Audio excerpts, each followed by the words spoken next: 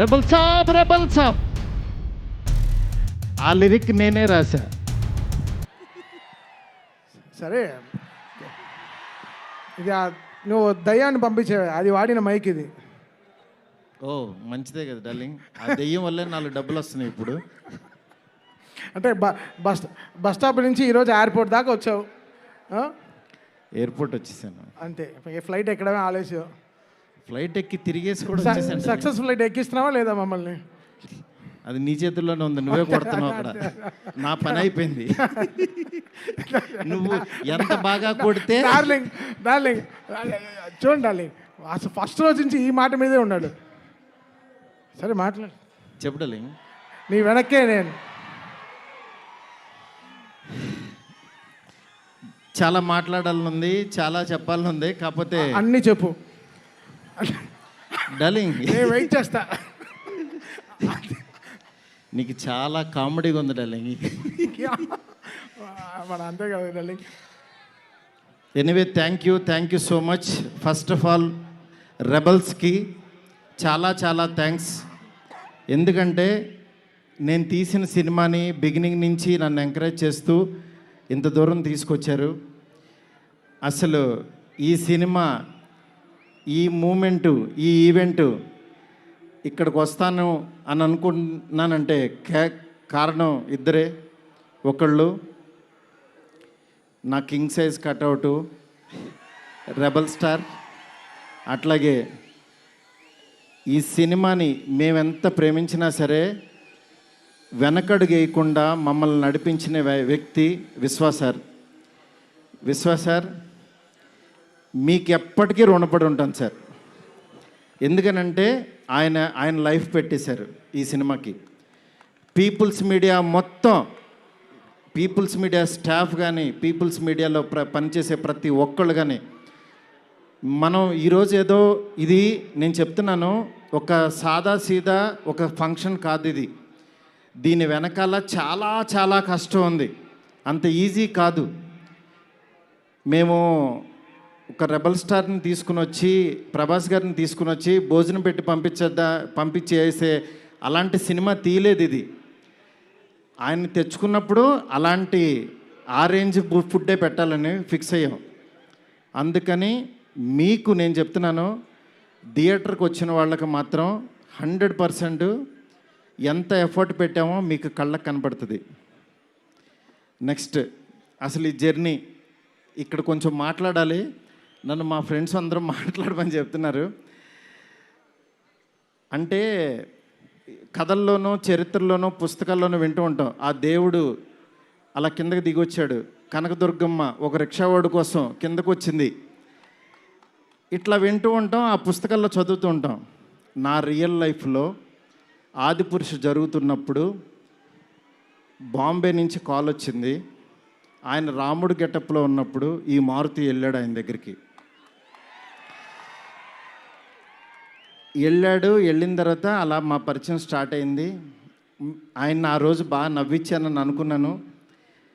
కానీ ఆయన అంటే ఆయనకు అసలు అవసరం లేదు. ఎందుకంటే బాహుబలి హీరో. కాశ్మీర్ వెళ్ళినా, ఆఫ్రికా వెళ్ళినా, ఇంకెక్కడికో మసైబారా అని ఏదో మారుమూల గ్రామం సౌత్ ఆఫ్రికాలో ఎక్కడో వెళ్ళాం. వెళ్తే నేను ఫిలిం డైరెక్టర్ని అన్నా. అవునా అన్నాడు, పైనుంచి కింద చూశాడు. నా హీరో ఎవరో తెలుసా అన్నా. అంటే ఎవరని అన్నాడు. ప్రభాస్ అన్న. ఓ బాహుబలి హీరోనా అన్నాడు. అంటే మసైబారాలో ఒక వేరే జాతి వాళ్ళకు కూడా తెలిసిపోయారు ఆయన. నిజంగా రాజమౌళి గారికి ప్రతి డైరెక్టరు చాలా రుణపడి ఉన్నాం.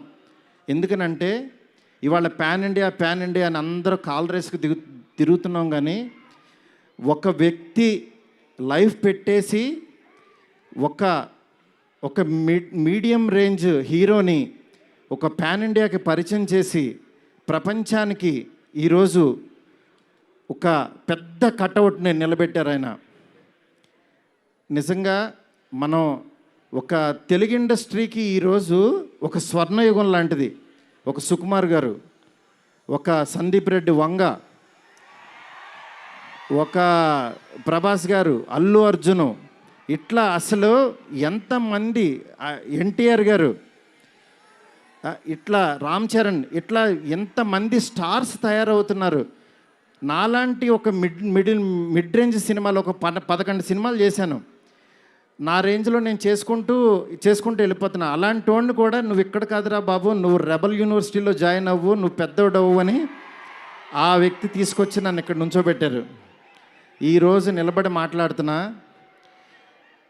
నేను రాశాను, నేను తీశాను, కానీ నా వెనకాల ఉన్న శక్తి మామూలు శక్తి కాదు. అది ఆయన యాక్టింగ్ చేసి వెళ్ళిపోవటం కాదు, ఆయన లైఫ్ పెట్టేశారు. అది నన్ను అంటే ఆయన సినిమా పట్ల ఉన్న భక్తి, సినిమా పట్ల ఉన్న ప్యాషను, సినిమా ఆయన ఏకమైపోయిన తీరుకి అది మాటల్లో చెప్తే చాలా తక్కువైపోద్ది. నేను ఏదో కావాలని ఇట్లా పొగుడుతున్నట్టే ఇదని కాదు. ఆయన వేరే, ఆయన సినిమాతో ఏకమైపోయారు. మీ అందరు మనసుల్లో ఉన్నారు. ఆయన ఆ ప్రతిరూపం ఇవాళ మన ఎదురుగుండా కూర్చుంది అంతే. ఇలాంటి దీంట్లో ఈ రాజాసాబు 3 ఇయర్స్ తర్వాత చాలా కష్టపడి ఇక్కడ దాకా తీసుకొచ్చాం. మాకు పండక్కి మీ అందరికీ మిమ్మల్ని ఎంటర్టైన్ చేయాలని ఒకటే ఆకాంక్షతోటి వేరే సినిమాలు చాలా ఉన్నా సరే అన్నిటి మధ్యలోకి ఇంత పెద్ద బడ్జెట్ సినిమాని చాలా ధైర్యంగా విశ్వప్రసాద్ గారు తీసుకొచ్చారు మీ ముందుకి. డెఫినెట్గా ఇది ఆల్ లాంగ్వేజెస్ మామూలుగా ఉండదు సినిమా, ఎందుకంటే ఈ జోనర్లో అంత పొటెన్షియాలిటీ ఉంది. నెక్స్ట్ ఈ జోనర్ నెక్స్ట్ లెవెల్కి తీయగలిగాం. అలాగే నార్త్లో అనిల్ తడాని గారు రిలీజ్ చేస్తున్నారు, ఇక్కడ మైత్రి ఫిలిమ్స్ ద్వారా రిలీజ్ అవుతుంది. ఈ సినిమా నేను చెప్తున్నాను, ఏదో నేను తీసానని కాదు, నేను ఒక ఆడియన్ లాగానే చూస్తా. ఎప్పుడైనా సినిమా తీసానో నా పని అయిపోయిందని బయటకు చూస్తా. కానీ ఈ సినిమాని యాజ్ ఏ ఆడియన్గా రోజు నేను తీసిన సినిమా వేరు, తర్వాత ఆర్ఆర్ చేస్తున్నప్పుడు చూస్తున్నాను ఒక్కొక్క రీలు. నిజంగా నేను తీసిన సినిమాకి నాకే కన్నీళ్ళు వచ్చినాయి. ఆయన పెర్ఫార్మెన్స్ చూసి ఫస్ట్ రీల్లోనే నేనే కూర్చుని ఏడ్చా.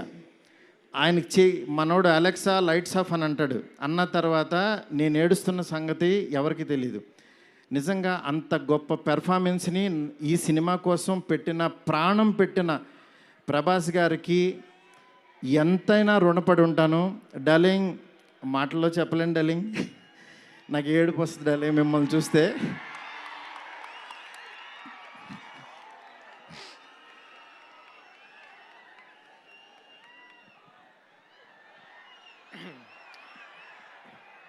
ఏ ఇష్యూనైనా టిష్యూ లాగా చూస్తావు, నువ్వు ఏడుస్తే బాధగా ఉండాలి. ఎస్కేన్, వీ నీడ్ యువర్ పవర్. ఇంకా ఇప్పడానికి ఏం లేదు, షర్ట్ ఇప్పటి యూ డిడ్ సంథింగ్. డార్లింగ్, నేను మీకు తెలీదు, ఎవరన్నా చనిపోయినా ఏడవను. ఎందుకంటే వెళ్ళి కాసేపు చూసుకుని చావు కామన్ కదా అనుకుని వచ్చేస్తూ ఉంటా జనరల్గా.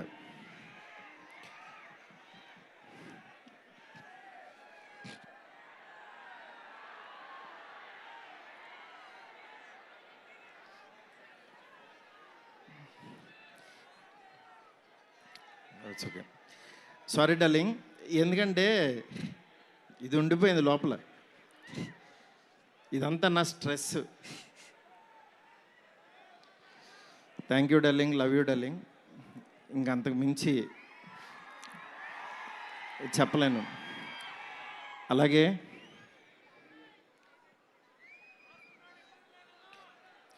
ఈ సినిమాకి మాలవిక, నిధి, రిధి ఒక్కళ్ళు కాదు, ప్రభాస్, సీనన్న, నెక్స్ట్ అట్లా ప్రతి ఒక్కళ్ళు చాలా ఎంత ఎఫర్ట్ పెట్టారు. Thank you so much. మీరు ఎదురుగుండా ఉంటే నా వాళ్ళకి కాదు.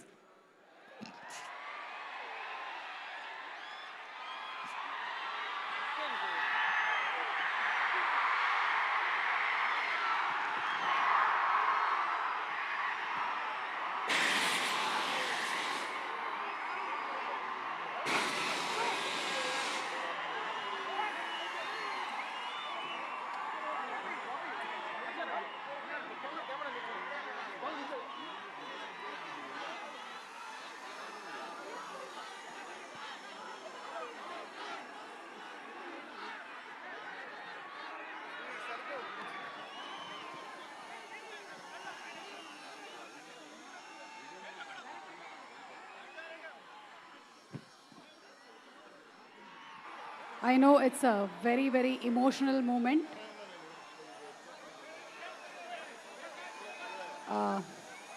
Maruti Garu, almost 3 years of journey, 3 years of friendship, 3 years of love. Thank 3 సంవత్సరాలు కష్టం బయటకు వచ్చింది.